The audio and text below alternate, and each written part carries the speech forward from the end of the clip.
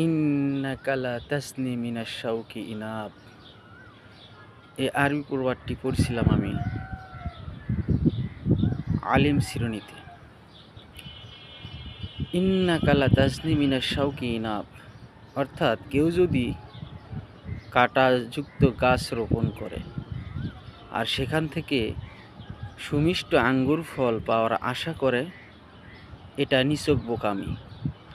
তদ্রূপভাবে একটা সন্তান জন্মগ্রহণ করার পরে তাকে যদি ইসলামী শরীয়তের উপরে ইসলামের এলেম কালাম যদি শিক্ষা না দেয়, সে কাঁটাযুক্ত গাছের মতোই হবে। কাঁটাযুক্ত গাছ থেকে যেরকম সুমিষ্ট আঙ্গুর ফল পাওয়া সম্ভব নয়, সেরকম ওই সন্তানের কাছ থেকে সুমিষ্ট আঙ্গুর ফল অর্থাৎ ভালো ব্যবহার পাওয়া সম্ভব নয়। কাঁটাযুক্ত গাছ যেরকম মানুষকে সবসময় ব্যথা দেয়, ঠিক ইসলামী ইলম কালাম শিক্ষায় শিক্ষিত না থাকার কারণে ওই সন্তান পিতামাতা আত্মীয় স্বজন পরিবারের সকল সদস্যদের সাথে কাঁটাযুক্ত গাছের মতোই ব্যবহার করবে।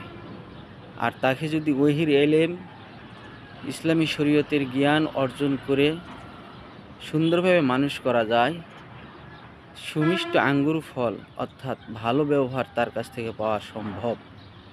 এই জন্য আরবি প্রবাদ ইন্নাকা লা তাসনি মিনাশ শাউকি ইনাব, কেউ যদি কাঁটাযুক্ত গাছ রোপণ করে সেখান থেকে যেরকম সুমিষ্ট আঙ্গুর ফল পাওয়া সম্ভব নয়, ঠিক কেউ যদি সন্তানকে ভালোভাবে যদি মানুষ না করে তার কাছ থেকে সুমিষ্ট আঙ্গুর ফল অর্থাৎ ভালো ব্যবহার পাওয়া সম্ভব নয়।